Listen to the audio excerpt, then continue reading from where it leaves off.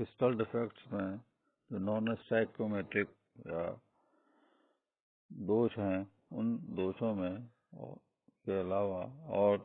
अन्य प्रकार के दोष भी हैं नॉन स्टैइकोमेट्रिक और स्टैइकोमेट्रिक दोषों के अतिरिक्त, जिसका कि अब हम अध्ययन करेंगे। यहाँ पर जो अन्य दोष हैं उनमें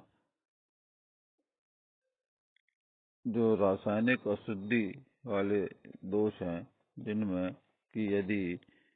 इस प्रकार के जो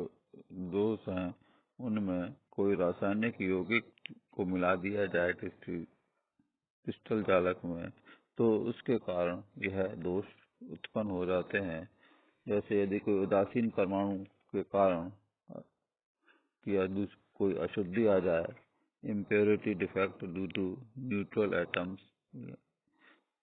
तो कोई बाहरी तत्व जो कि उदासीन हो वह किसी क्रिस्टल चालक के अंतर का आकाशीय जो स्थान है, इंटरस्टिशियल स्पेसेस हैं, उनमें आकर वह उस स्थान पर फिट हो जाए या उस स्थान पर आ जाए, तो इस प्रकार की अशुद्धि एक क्रिस्टल चालक में उत्पन्न हो जाती है। तो यह प्रक्रिया जिसमें कि क्रिस्टल में सूक्ष्म मात्रा में अशुद्धि मिलाई जाती है और यह अंतराकाशीय स्थानों पर आ जाए, तो इसे हम डोपिंग भी कहते हैं। तो यह प्रोसेस जो है डोपिंग कहलाता है, जिसमें कि किसी अन्य धातु आयन को मिलाने पर या अंतराकाशीय स्थान पर कोई धातु आयन स्थित हो जाए, तो यह सूक्ष्म मात्रा में ही यह अशुद्धि मिलाई जाती है, जिस प्रोसेस को हम डोपिंग कहते हैं। यह क्रिस्टल जो है n प्रकार व p प्रकार के जो अर्धचालक होते हैं उनकी भांति कार्य करते हैं। दूसरे जो प्रकार के हैं जिसमें आयन के कारण जो है अशुद्धि दोष पाया जाता है, तो यह यदि किसी क्रिस्टलीय ठोस में उच्च ऑक्सीकरण अवस्था वाली उसमें अशुद्धि मिला दें, तो क्रिस्टलीय पदार्थ की विद्युत उदासीनता बनाए रखने के लिए कोई धनायन अपना स्थान छोड़कर उसमें से जालक में से निकल जाएगा, या क्रिस्टल में एक रिक्ति जो है वह छिद्र रह जाता है, जिसे वॉइड या होल या वैकेंसी कहा जाता है। तो इस प्रकार के छिद्र जो है वह उसको भरने के लिए कोई दूसरा धनायन उस पर आ जाएगा, जिसकी वजह से यह एक रिक्ति यहाँ पर बन जाएगी और यह रिक्ति जो है विद्युत चालकता प्रदर्शित करती है। उदाहरण के लिए जो सिल्वर क्लोराइड है, उस सिल्वर क्लोराइड में के जालक में यदि कैडमियम क्लोराइड की 0.1% की अशुद्धि जो है उसमें मिला दी जाए, तो उसकी चालकता में 1000 गुना की वृद्धि हो जाती है। तो ये जो है कभी कभी इसकी चालकता को वृद्धि करने के लिए भी अशुद्धि मिलाई जाती है।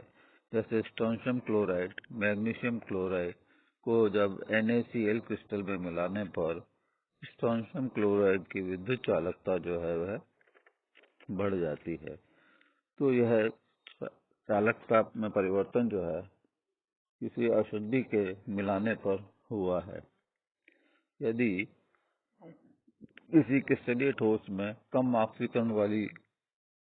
धातु का अशुद्धि मिलाने पर क्रिस्टल की विद्युत उदासीनता को बनाए रखने के लिए क्रिस्टल जालक में कोई धनायन जो है उच्च ऑक्सीकरण अवस्था में आ जाता है। सामान्यतः जैसे निकल ऑक्साइड जो है हल्के रंग का विद्युत रोधी पदार्थ होता है, लेकिन जब इसमें लिथियम ऑक्साइड मिलाने पर ये जो है गहरे सलेटी रंग के क्रिस्टल प्राप्त होते हैं, जो कि विद्युत के अर्धचालक की भांति कार्य करते हैं। तो क्रिस्टलीकरण करते समय यदि क्रिस्टल में एक धन आयन जो निकेल +2 आयन के स्थान पर कोई लिथियम आयन आ जाए तो विद्युत उदासीनता बनाए रखने के लिए निकेल +2 का अपना एक इलेक्ट्रॉन त्याग कर वह जालक में Na+3 अवस्था में आ जाता है। यानी यहाँ पर एक जो निकेल आयन है उसके स्थान पर यदि लिथियम +1 आयन आ गया तो एक धनावेश की मात्रा यहाँ पर बढ़ गई। तो यह धनावेश की बड़ी मात्रा को रखने के लिए यहाँ पर एक इलेक्ट्रॉन निकलकर एक निकेल में से वह निकेल +3 अवस्था में आ जाता है और ऐसा इलेक्ट्रॉन त्याग करने पर Na+3 अवस्था में आ जाने पर जब ऐसी स्थिति में धनावेशित आयन जो है एक स्थान से दूसरे स्थान पर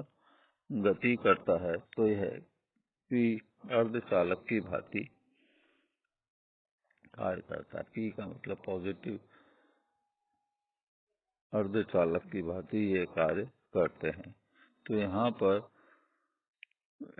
जो निकेल का ऑक्साइड है उसमें लिथियम ऑक्साइड मिलाने पर ऐसा होता है। तो यहाँ पर इसको एक चित्र के द्वारा प्रदर्शित किया गया है जिसमें कि निकेल जो है उसने अपना स्थान छोड़ा है और उसके स्थान पर कोई अन्य लिथियम आयन जो है आया है। तो इस वैद्युत उदासीनता बनाए रखने के लिए एक निकेल जो है क्योंकि Na+2 आयन जो है उसके मान में कमी आई है तो कहीं पर किसी निकेल आयन के मान पर Na+2 से Na+3 अवस्था में यह परिवर्तित होगा, तभी यह जालक विद्युत उदासीनता को प्रदर्शित करेगा। तो